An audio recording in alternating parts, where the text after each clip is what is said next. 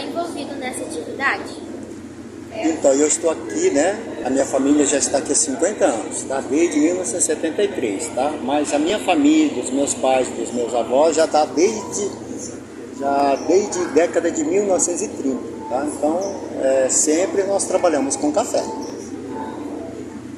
Quais são os principais desafios que o senhor enfrenta como produtor de café nessa região? Então, nós produzimos café hoje, um café orgânico, né? Que é um pouquinho diferente do convencional. Então, o desafio é bem maior, tá? Mas a região nossa é muito propícia para café, tem clima muito bom. O que isso afeta, né?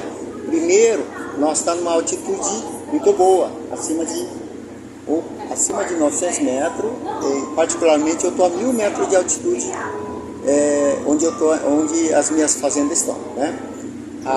Para café, como para qualidade de bebida de café, a altitude é muito importante, tá? Agora, como eu trabalho com café orgânico, já é um outro desafio, né? A gente não usa nenhum defensivo químico, somente defensivo biológico, não usa nada de adubo químico. E na verdade, porque para você produzir qualquer cultura orgânica, você tem que seguir uma norma que é definida, né? E é muito grande a lista de norma que tem para você seguir, tá? A norma de orgânico para o Brasil é de uma forma, então é orgânico Brasil, tá? Eu diria que não é mais fácil, porém lá fora, tipo Estados Unidos, Europa, Japão, é mais difícil, tá? Tem mais exigência. Então a gente enfrenta esses desafios, tá? Fora isso, a gente tem um desafio de clima, né? Tem ano que chove bem, tem ano que chove igual. Esse ano nós estamos já há 5 meses sem chuva. Isso afeta diretamente na produção da safra do ano que vem. E talvez até do 2026 também. Então o desafio é muito grande, né? Porque a gente depende do nosso trabalho, depende do clima e depende de fatores que a gente não consegue controlar, tá? Qual é o processo de cultivo que você utiliza para produzir o seu café? Há algum aspecto especial ou diferenciado do seu método de cultivo? Então, nosso café hoje tem um grande diferencial, que é um café produzido na sombra do abacateiro. Então, metade da fazenda nossa, nós temos uma plantação de abacate. E os pés de café ficam na sombra. Bom, o que isso influencia, né? Normalmente a gente vê por aqui, se vocês andarem por aí, vocês vão ver o cafezal a pleno sol. Não é na sombra, né? Mas nosso café é na sombra do abacateiro. O que isso faz de diferente, tá? Nós trabalhamos hoje com cafés especiais. O que é café especial? Café especial é um café que você tem que ter uma certa pontuação, como se fosse novinho, acima de 83, 4 pontos, tá? E tem que ter rastreabilidade. O que é isso? Tem que saber quem produziu, onde produziu, qual que é a variedade, como foi colhido, como foi secado, como foi beneficiado, como foi preparado, e como foi torrado, e como foi coado ou preparado para você consumir na xícara. Então, quando você for tomar um café especial, você tem que saber tudo isso. Não é só tomar, não, café é bom, mas quem produziu, onde produziu, qual que é a variedade, tudo isso faz diferença. Agora, vamos supor que você vai comprar um café no supermercado, qualquer marca que seja. Então, café, a gente fala café convencional. O que é isso? Você não sabe quem é o produtor, nem sabe de onde veio, como é que foi manejado, produzido, entendeu? E a gente chama isso de commodity, tá? Commodity. Então, tem grande diferencial aí, tá? E como você lida com questões relacionadas à sustentabilidade e práticas agrícolas ambientalmente responsáveis na sua plantação? Exatamente isso, né? Quando você já trabalha com produção orgânica, então, quando quando a gente trabalha com café orgânico, já vai muito de encontro a isso, porque toda a nossa fazenda, tudo, a gente pensa muito na sustentabilidade, tá? O que é uma produção orgânica? Como você não trabalha com defensivo ou inseticidas químicos, venenos, vamos falar assim, só aí você já está protegendo, porque quando você aplica, quando você está numa produção convencional, quando você aplica um defensivo ou veneno que vocês falam, pesticida, você não mata só o alvo principal, que é uma praga do café, por exemplo, tipo o bicho mineiro, tá? Ou broca. Você acaba matando outros bichos que estão no sistema, no ecossistema, tá? E a doença é a mesma coisa. Doença de ferrugem, você vai pulverizar a aplicação de fungicida, mas tem fungos ruins, que faz mal realmente, tem os fungos benéficos, tá? Quando a gente fala que café é produção orgânica, o que é isso, né? Quando é orgânico, significa que é organizado. Então, vocês já viram aquele ciclo, né? Tem um rato, mas quem come rato? É a cobra. Quem come a cobra? Um gavião, tá? Sabe aquele ciclo que né? Tem que ter. Quando a gente joga muito veneno, acaba quebrando esse ciclo. Então, onde aparece muita coisa que antes não aparecia, por exemplo. Então, nossas fazendas tem a área de preservação natural, tem tudo isso aqui, você vai ver, andando no meio do cafezal, você vai ver coelho, veadinho, jaguatirica, tucano, siriema, tem muitos bichos, tá? Rodando para cima. Assim que você vai ver um pouco de cobra também, né? A gente vê muita cobra... fugiu o nome, uma cobra grande, sabe? Fugiu o nome. Então, é um ciclo. Então, quando a gente está trabalhando com orgânico, a gente pensa muito nisso, na sustentabilidade. Então, a gente tem mato, tem um mato preservado, mas dentro da lavoura de café, às vezes tem bastante mato, que a gente fala ervas daninhas, mas às vezes aquela erva daninha é benéfico. A mania que a gente tem é tirar todo o mato que tem na roça, né? E acaba usando muito herbicida para matar o mato. Então a gente não usa nada disso, nem pode, por causa das normas do orgânico. E acaba que tudo aquilo se conviva em harmonia, tá? Lógico, a gente tem que tirar o mato, porque o mato prejudica também, mas também não vai eliminar tudo, tá? O que é a planta? A planta, para se desenvolver, tá? Qualquer planta, não só café. O que ele precisa? Precisa de micro-organismo dentro do solo, porque a boca do planta está na raiz, tá? Se você joga veneno na raiz, você está matando bastante micro-organismos. Quais são os micro-organismos? Fungos e bactérias, tá? E eles são todos interligados entre um e outro, tá? Se você começa a jogar muito veneno, está matando, está desequilibrando o solo, tá?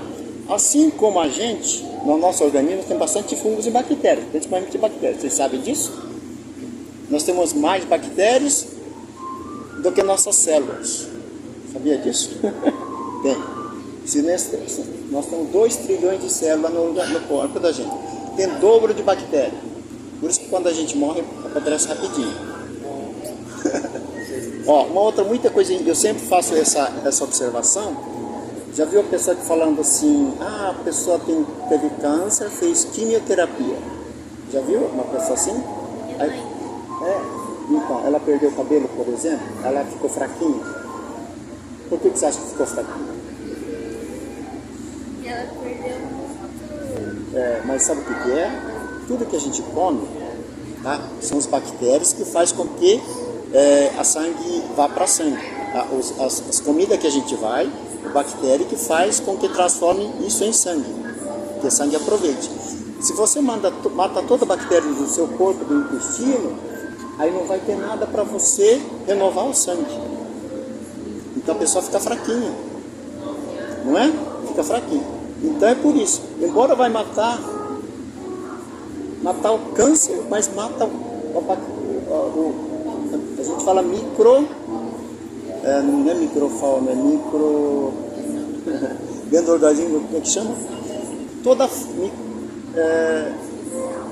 nós temos microfauna e todos os organismos, todas as bactérias acabam matando. Então a gente fica bem enfraquecido mesmo, tá? E na planta acontece a mesma coisa, entendeu?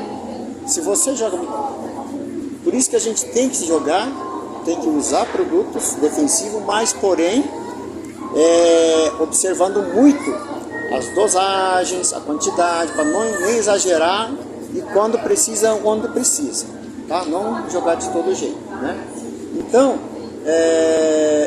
quando a gente trabalha com produção orgânica, a gente começa a entender muito mais o que é uma planta, o que é um mato, o que é um bicho, o que é uma bactéria, o que é a função de cada um. A gente começa a associar melhor. Então, isso a gente leva na plantação, como na vida, no dia a dia da gente. A gente começa a evitar certo tipo de bebidas, comidas, né? É mais ou menos por aí. Não sei se vocês estão entendendo isso, né? Será que eu respondi a pergunta? Respondeu. Tá bom. Fica tranquilo. Quais são os principais fatores que influenciam a qualidade do café que você produz? Então, aí nós chegamos quase no ponto daquela hora, né? Se aquelas microbiotas do solo, que são as bactérias, que faz com que a planta absorva o nutriente, tá?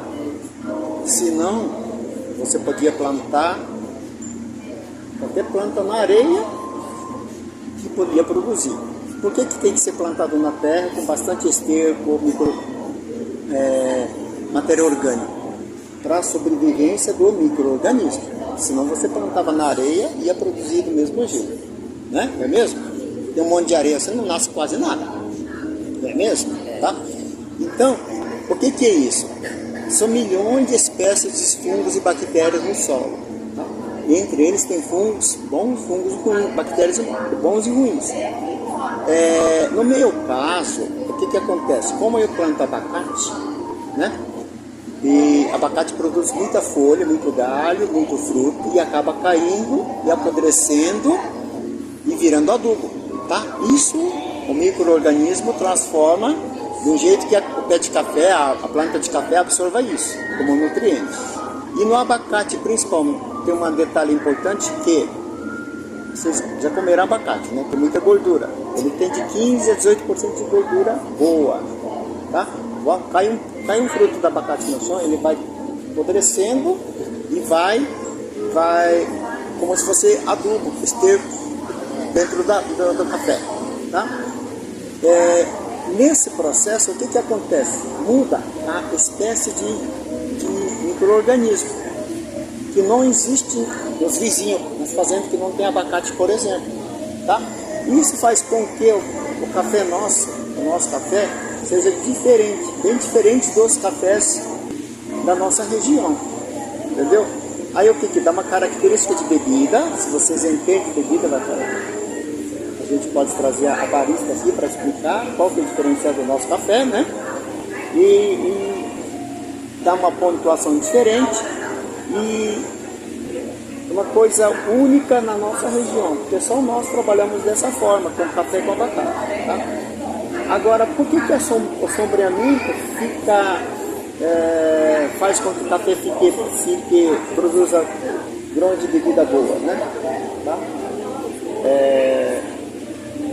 Você já viu falar plantas caduciformes? O que é isso? Bom, são as plantas que derrubam as folhas. No outono, nessa época do ano, tá? Então, o café, quando foi descoberto na África, na Etiópia, tá? Você sabe a história do café? Como é que começou a consumir o café? Mais ou menos, tá?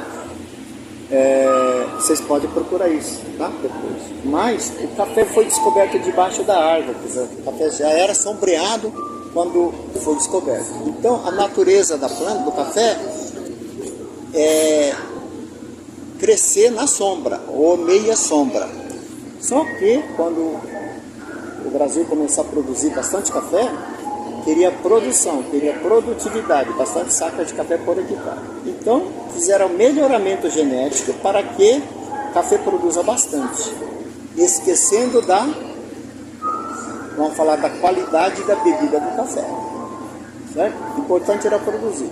Então, bastante adubo do tempo. Foi isso que foi feito. Então, até hoje, todo o país inteiro, né, até 10, 15 anos atrás, só se pensava na produtividade, não se preocupando muito com a qualidade da bebida. Tá?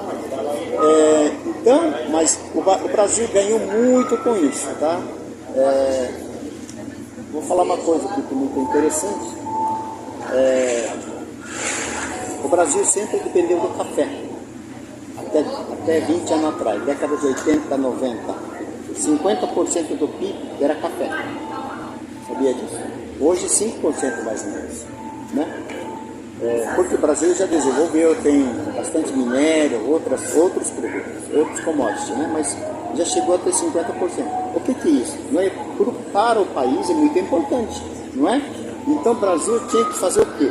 Produzir o café e exportar, para entrar dinheiro, dólar para o país. Certo? Aí tem uma coisa bastante interessante. Por que no Brasil se consome café tão ruim? Você sabe que o que a gente toma no café, a gente compra café no mercado, são resíduos que não consegue exportar. Sabia disso? Você sabia? São resíduos, são uma escolha. Aquele café que nenhum país consegue, não consome aquele tipo de café. Então, para ser consumido esse café ruim, né, o que ele fazia? Ele torrava bastante, então ficava preto, né? Aí como fica preto, fica o quê? Amargo. Aí o que tem que fazer? Isso. Então, é por isso que o Brasil toma café com açúcar. Lá fora, praticamente não toma café com açúcar, só café puro. Tá? Vocês tomaram café puro agora? Sentiram algum amargor? Totalmente diferente. A gente tem que tomar café. Comparando com o café que a gente bebe, o café que a gente está acostumado a beber até repugna. Exatamente. Tá? Então é isso. Então o que é? O país, por necessidade, e o país até hoje consome café dessa forma. Então o Brasil, o país ganhava dinheiro como? Exportando café e vendendo muito açúcar para a população brasileira, né? Não sei se você vai ver uma cesta básica, tem 2 pacotes de açúcar, não é? Né? Consome muito açúcar, né? Então, e não tem necessidade, café já tem açúcar, na verdade, já é adocicado. Se você perceber direitinho, se você treinar, aí você vai ver vários atributos, achocolatado, caramelizado, de notas de frutas, de citros, sabe? E assim por diante, né? Então é isso, gente. O café que a gente trabalha exclusivamente com cafés, a gente até fala cafés exóticos, de variedade exótica. E eu procuro variedades que têm atributos, tem notas e perfis diferentes de café, quando você vai provar o café. Tá? Porque os melhores cafés do mundo realmente são exóticos. E você toma já, nossa, esse aqui eu senti uísque, senti guaraná, senti, sabe? É assim que você procura. Então, quanto mais exótico, maior o valor do café.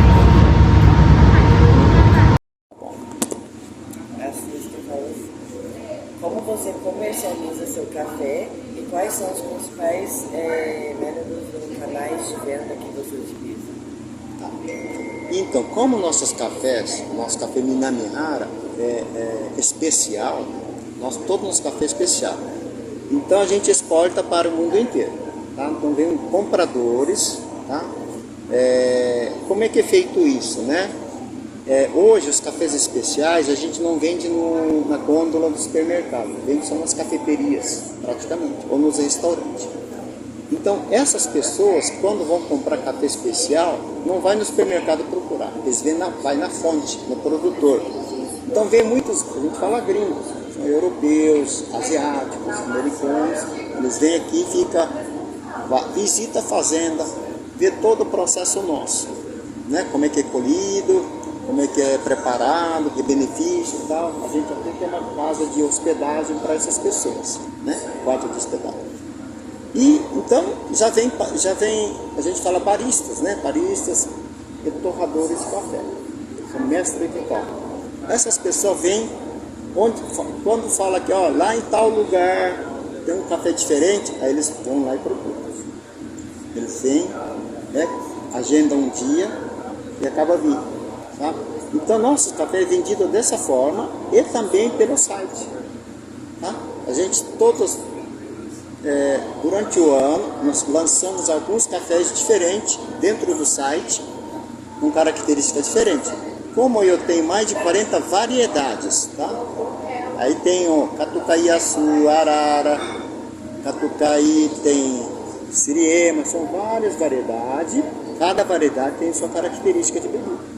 Então, como a gente são variedades, às vezes a gente fala lotes pequenos, micro lotes, nanolote. O que é nanolote? Menos de um saco de café, deu 30 kg de café, né? Só que são um café muito diferente, muito exótico, certo? Então esse café a gente não vende nem por saco, é por quilo, né? Então a gente trabalha dessa forma. Então, por isso que nós temos isso aqui, que a gente começou com essa produção. É complicado, porque nós temos que colher tudo separadinho, cada variedade, cada lote, certo? Depois vai no processo de secagem, né? Secagem em terreiro suspenso, que não é no chão, né? Fica no ar, tá? Tem que ter todo cuidado para não misturar. Depois de seco, espera-se 30, 40, 60 dias para descansar.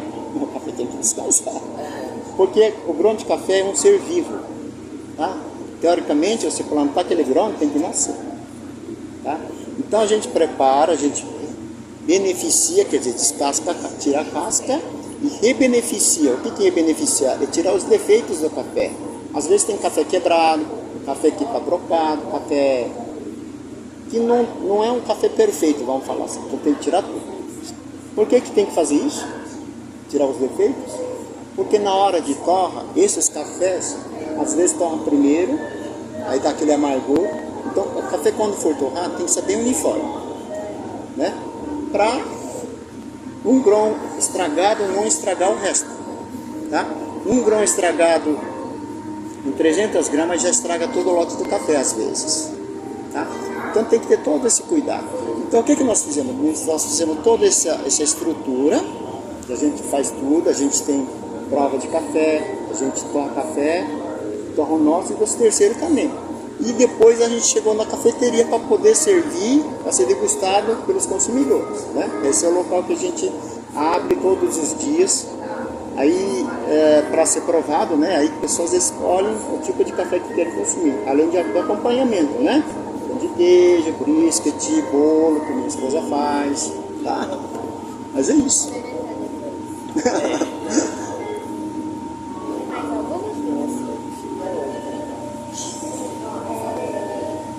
Como você determina o preço do seu café e quais fatores são considerados nesse processo? Até já respondi em parte, né? Mas é exatamente isso. Como a gente tem várias variedades de café, e nem sempre aquela variedade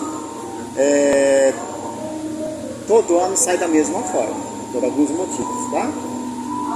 Então, dependendo da variedade, da pontuação, que a gente tem pontuação também, igual no vinho, não sei se vocês sabem, tá? Tem café, para ser especial, tem que ser acima de 84 ou 85 pontos. Nós temos café até de 90, acima de 90 pontos. São cafés especiais e realmente muito valorizado e muito procurado também. Então, só que não é toda cafeteria ou restaurante que consegue comprar e servir esse café. Ele fica muito caro, tá? Só para ter uma ideia, um commodity, quando a gente fala commodity, esse café que todo mundo produz e vende, hoje está, vamos falar, arredondando esse valor, em torno de R$ 1.500. Quando é orgânico, igual o nosso, isso já praticamente dobra. E quando é especial, dobra mais ainda, triplica. E assim por diante, tá? Então como a gente não trabalha com quantidade, mas sim com qualidade, para nós o importante é qualidade, tá? Então às vezes a nossa produção não é tão grande, Mas o café que a gente produz é totalmente diferente, bem exótico, e o pessoal realmente nós procura, né? A gente trabalha para isso, eu trabalho para isso. Eu trabalho para escolher as variedades diferentes. Nós temos muitas variedades no mundo inteiro, só que nem todo café se adapta ao local. Então tem café que se produz a 1000 metros de altitude, a 2000 metros, ou 500 metros, nem sempre se adapta. Agora, quando faz sombreamento, acaba talvez adaptando, tá? Então são vários fatores que não dá para falar que esse café é assim, assado, assim, tá? A gente está aprendendo junto ainda, né? Se vocês quiserem aprender de café, nós estamos no primeiro degrau da escada, tá? O vinho já está lá em cima, vamos falar, tá? Falando de café especial, tá? Tem muita coisa para ser descoberto ainda, tá bom? E para fechar, quais são as suas expectativas e desafios para o futuro da sua plantação de café? Tá. Então, minha expectativa é que realmente a gente consiga, né, desvencilhar o que café tem, né, para mostrar para a gente, tá? Porque a gente conhece de uma forma bem, a gente fala commodity, como se fosse um commodity, porque todo mundo, só que a gente descobriu que café não pode ser só commodity, como vinho, né? Não sei se vocês acompanham, hoje café especial acompanha como é que eu falo, né? Tipo a estrutura do vinho. O vinho já tem muito tempo que eles estão estudando, tá? Variedades, terroir, certo? Tudo isso a gente acho que o cafeicultor sabe pouco disso ainda. Então o desafio é isso, descobrir, né, as variedades, terroirs, o que realmente influencia, se é a adubação, se é o clima, se é a irrigação, sombreamento, né? Tudo isso vai afetar na qualidade da bebida, tá? Esse é o grande desafio. Agora, outro desafio é o clima, que está muito difícil, está mudando bastante, está muito quente, tem pouca chuva, então tem que irrigar, certo? Então a gente está à mercê de várias coisas, além do trabalho que a gente faz, do clima. Vamos falar, irrigação a gente pode até controlar desde que irriga, mas temperatura do ambiente fica difícil, né? Mas o sombreamento vem ajudar isso, porque o sombreamento ameniza bastante a temperatura do ambiente, tá? Então desafio é muito. Agora, expectativa é muito também, porque a gente tem muita coisa a ser descoberto ainda, né? Ah, não, o café já sabe tudo que precisa. Não, a gente percebeu que a cafeicultura no Brasil é o mais desenvolvido, porém tem muita coisa para ser desenvolvido ainda, né? Algumas coisas o Brasil está muito na frente, porém alguns países da América Central, por exemplo, tem muita coisa para frente, mais adiantado que a gente, principalmente na produção de orgânicos, né? Mas é isso. Eu tenho curiosidade de qual o significado de Minamihara. Minamihara, assim como no Brasil tem silva, que é mato, pereira, que é uma árvore de pera, né? Sabia disso, né? Minamihara, normalmente todo nome tem a ver com região, tá? Lá no Japão, Minami significa sul, do norte, sul, leste, oeste, sul. Hara é plano, planície. Então, planície do sul. Minamihara significativo. Tá? Tá bom? Esse sobrenome hoje, Minamihara, eu acho que fora nós tem mais uma família só. Tá? Que a gente sabe, né? Então é raro esse nome. Por isso que a gente colocou café Minamihara, porque é muito raro, né? Parece difícil de falar, mas depois que começa a falar, você sabe, Minamihara não é tão difícil de falar. Tá certo? Aí eu convido agora vocês para conhecer lá dentro, né? Sem um vídeo. Bom, se vocês quiserem filmar, pode também. Tá bom?